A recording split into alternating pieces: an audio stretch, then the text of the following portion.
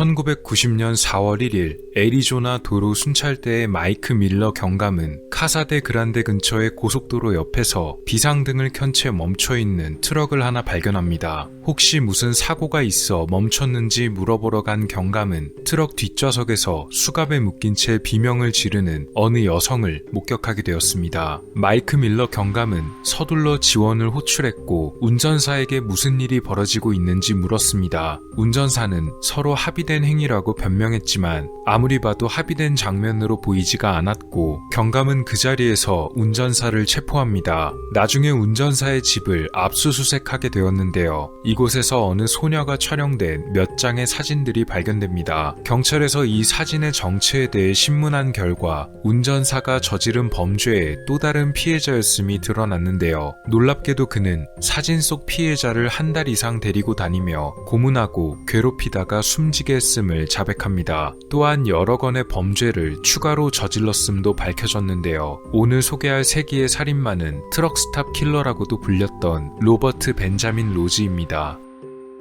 로버트 벤자민 로즈 혹은 로버트 벤자민 로데스라 불리는 이 남성은 1945년 11월 미국 아이오와주에서 태어났습니다. 그의 아버지는 독일에서 근무하는 군인이었기 때문에 어린 시절의 대부분을 어머니가 홀로 키워냈습니다. 그의 아버지는 군대를 전역한 뒤 돌아와서 소방관으로 일했었다고 전해집니다. 로버트의 어린 시절은 생각보다 평범했다고 합니다. 체육 활동을 비롯한 여러 활동에 적극적이었으며 합창단 활동까지 할 정도로 활발했었는데요.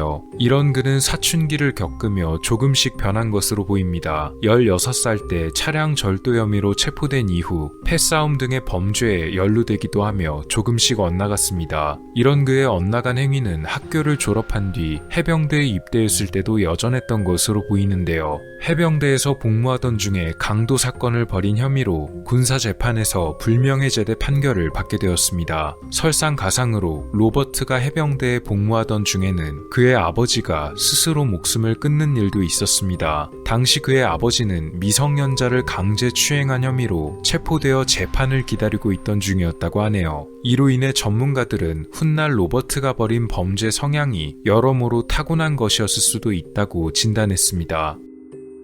로버트 로즈의 이후 생활은 그리 순탄치 못했습니다. 그는 3번이나 이혼하고 재혼했으며 해병대에서 불명예 제대했다는 기록 때문에 제대로 된 직장에 취직을 하기가 무척 어려웠습니다. 그래서 정규 일자리를 갖는 것이 불가능했기에 일용직이나 단기 파트타임 직업 등을 전전했다고 합니다. 그랬던 로버트가 트럭 운전사로 일하게 된 것은 아마도 1970년대 전후로 추정되는데요. 비공식적으로는 이때부터 범죄 행각이 시작된 것으로 보입니다. 로버트는 트럭 운전을 하며 혼자 돌아다니는 동안 빗나간 성적 취향을 가지게 되었다고 하는데요. 사람을 고문하거나 혹은 자신이 고문을 당하며 쾌감을 느끼는 가학적인 취향이었습니다. 이 기간에 그는 자신의 3번째 부인이었던 데브라 로즈를 자신의 취향에 맞추겠다며 학대했던 것도 밝혀집니다.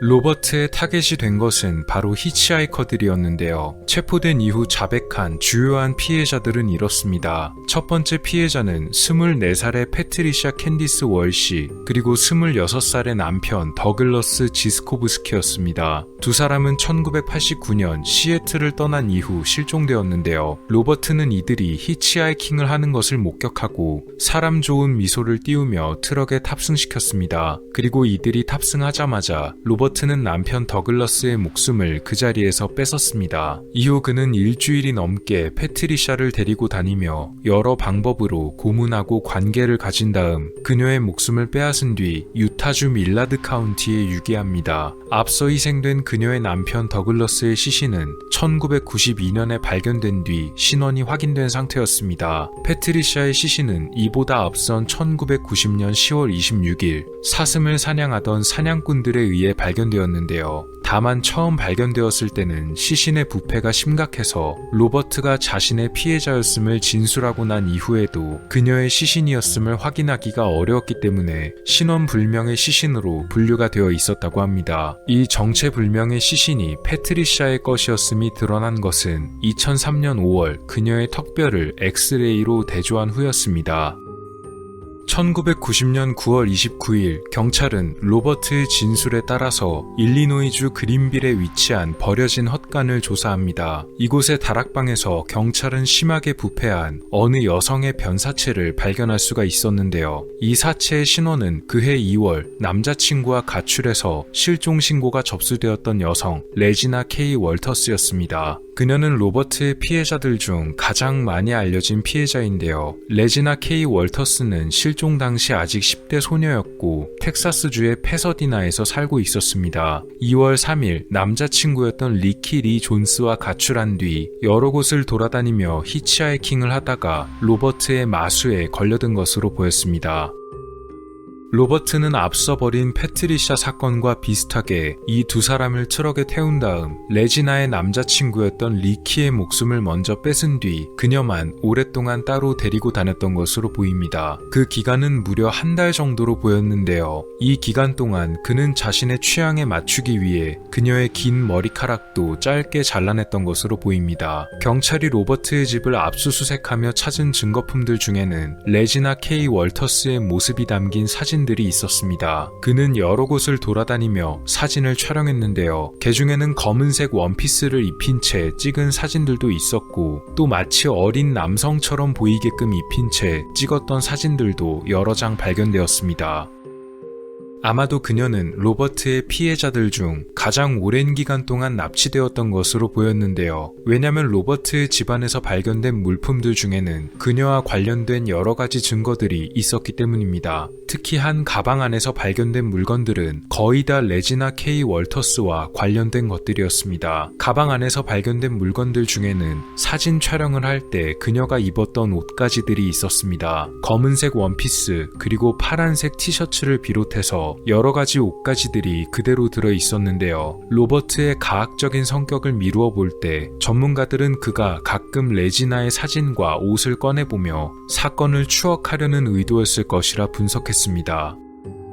또 이 가방 속에 들어있던 어느 작은 노트에는 레지나의 부모님 이름과 집 주소, 전화번호까지 적혀 있었습니다. 마치 그녀가 혹시라도 그에게서 도망치면 당장 가족에게 보복을 할 것만 같아 보이는 내용이었는데요. 천천히 수첩을 넘겨보던 조사관은 뒷장에서 소름 끼치는 낙서를 하나 발견하게 됩니다. 뒷장에는 마치 피가 떨어지는 듯한 칼이 그려져 있고 총과 함께 섬뜩한 메시지가 적혀 있었는데요. 내용은 리키 is a blood dead man, 바로 리키는 이미 죽었다 라는 뜻의 메시지였습니다. 어쩌면 로버트는 레지나를 고문하는 동안 이 노트의 내용을 보여주면서 그녀가 괴로워하는 모습을 즐겼던 걸지도 모르겠습니다. 1990년 4월 로버트가 체포될 당시 잡혀있던 피해자 말고도 그에게서 무사히 벗어났던 생존자가 한 명 더 있었습니다. 그녀의 이름은 바로 샤나 홀츠였는데요. 샤나가 납치된 것은 패트리샤 월시 사건 한 달 뒤였습니다. 그녀는 로버트가 잠시 트럭에서 내린 틈을 타서 무사히 탈출을 했던 것으로 보이는데요. 하지만 그녀는 경찰에 피해 사실을 진술하면서 정작 로버트를 제대로 신고하지는 않았던 것으로 보입니다. 여러 가지 증거가 있었음에도 불구하고 샤나는 경찰들이 자신의 말을 믿지 않을 것이라며 로버트에 대한 고소를 뒤로 미뤘는데요. 이 당시 샤나 홀츠는 약 2주간 납치를 당한 상태로 전문가들은 아마 그녀가 납치가 되던 동안 로버트에게 심한 고문을 받아 정신적으로 망가져 있었으며 극도의 공포심으로 인해 무사히 탈출하고 난 뒤에도 두려움으로 제대로 된 신고 조치를 못했던 것으로 봤습니다. 다만 그녀의 진술이 조사에 큰 도움이 됐는데요. 샤나의 진술에 따르면 로버트는 트럭 뒤편에 위치한 운전사들이 쉬는 휴식 공간을 개조해서 따로 피해자들을 괴롭히는 장소로 만들었고 이곳에서 대부분의 고문이 이루어졌다고 설명했습니다. 물론 나중에 로버트는 언제 어떤 일이 또 생길지 모르기 때문에 범죄가 끝날 때마다 이 공간을 깨끗이 청소해서 증거를 남기지 않는 치밀함도 보였습니다. 그에게서 살아남은 피해자들의 진술대로 그의 트럭 뒤편 공간을 자세히 조사했습니다. 이곳에는 그가 체포 당시 미처 정리하지 못했던 여러 가지 고문 도구들이 발견되었는데요. 그냥 보기만 해서는 도무지 어떤 용도로 사용되는지 짐작조차 어려운 그런 도구들이었습니다. 그리고 이곳에서 피해자의 것으로 추정되는 머리카락과 희미하게 남아있던 지문도 수집할 수 있었는데요. 가택 수색에서도 앞서 말한 여러 가지 증거들이 밝혀졌습니다. 밝혀져 로버트의 범행을 고발하는 데 도움이 됐습니다. 그의 집에서 발견된 여러 가지 증거품들 중에는 피해자의 것으로 보이는 피가 묻은 헝겊도 있었는데요. 경찰은 로버트가 범죄를 벌였던 현장으로 지목되었던 어느 버려진 창고의 바닥에서 헝겊 조각을 하나 발견했고, 그의 집에서 발견된 피 묻은 헝겊과 대조한 결과 서로 일치하는 소재였음이 밝혀졌지만, 이 헝겊이 대량으로 생산되는 기성품이었던 데다가 많은 지역에서 널리 사용되는 제품이어서 결정적인 증거로 채택되지는 못했다고 합니다. 이후 그가 밝힌 사건 내용들은 앞서 말한 대로입니다. 경찰은 그에게 추가적인 여죄가 있을 것이라 생각해서 여러 가지를 조사하려 했지만 문제가 있었습니다. 로버트가 장거리 트럭 운전기사라는 점 때문이었는데요. 직업 특성상 미국의 여러 지역을 돌아다니기에 CCTV도 없던 시절에는 어디서 누구를 납치했고 또 어디에 유기했는지 알아내기가 무척 어려웠습니다. 그렇기 때문에 오직 로버트의 진술과 자백에만 의존해 조사를 진행해야만 했는데요. 이를 눈치챈 로버트는 영악하게도 불리한 증거가 있을 법한 사건들만 진술했고 다른 범죄에 대해서는 부인하거나 함구해버렸습니다. 이 때문에 경찰과 FBI에서는 로버트의 범죄가 1975년부터 시작되었을 것이며 최소한 50여 건 이상의 여죄가 있을 것으로 추정했지만 아쉽게도 일단 밝혀진 범죄들로만 기소가 진행됐습니다. 그는 레지나 월터스를 포함한 여러 사건들로 인해 1급 살인죄로 기소되어 종신형을 선고받았고, 이후 다른 지역에서 벌어졌던 사건의 재판을 위해 또 다른 주로 옮겨져 그곳에서도 종신형을 선고받았습니다. 현재 그는 일리노이주에 있는 메나드 교도소에서 가석방 없는 종신형을 받고 복역 중입니다. 사건 이외에도 여러 가지 이야기들이 있는데요. 이 세 사람은 로버트 로즈를 처음으로 체포하고 그의 조사를 맡았던 3명의 경찰관들입니다. 좌측부터 릭 바나트, 에드 러셀, 마이크 밀러 경감입니다. 당연히 로버트는 이 세 사람을 무척 증오했고 그 중에서도 그는 에드 러셀에게 큰 반감을 가지고 있었던 듯한데요. 그래서 로버트는 에드에게 이런 편지를 보내기도 했습니다. 편지의 내용은 자신이 감옥에 갇혀있는 동안 자신의 사건에 관련된 정보를 유포하거나 혹은 사진과 실명 등을 사용하거나 공개할 시에는 즉시 에드 러셀을 고소할 것이며 당신이 가진 모든 재산을 남김없이 빼앗겠다는 내용입니다.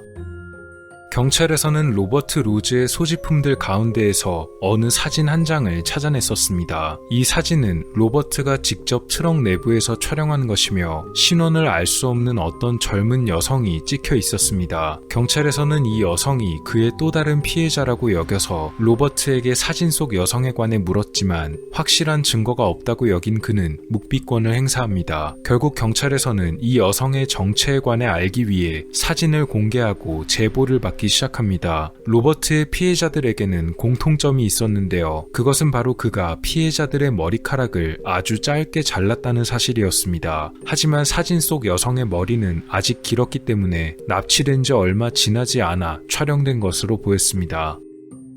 2015년 전직 FBI 수사관이었던 마크 영에게 한 건의 제보가 접수되었습니다. 놀랍게도 제보 내용은 사진 속의 주인공이 본인이며 아무런 피해 없이 현재 잘 살아있다는 내용이었는데요. 그녀의 이름은 파멜라 밀리켄이었고 사진이 촬영된 것은 아마 1985년경일 것이라고 했습니다. 히치하이킹을 하며 우연히 트럭을 얻어 탔는데 그것이 아마도 로버트였을 것이었다고 얘기했는데요. 딱히 특이한 사항은 없었지만 한 가지 기억나는 점은 파멜라가 차에 올라타자마자 그가 자신의 사진을 촬영했고 뭐하러 사진을 찍었냐고 묻자 그는 혹시라도 파멜라가 자신을 허위로 경찰에 신고하면 로버트 본인 역시도 파멜라를 절도범으로 신고하기 위해 보험용으로 사진을 촬영했다고 합니다. 이후 위니펙의 어느 버스 정류장에 내려줬다고 하네요. 어쩌면 로버트는 그녀를 다음 희생자로 점 찍었지만 도중에 마음이 바뀌어 버렸을 가능성도 있겠습니다.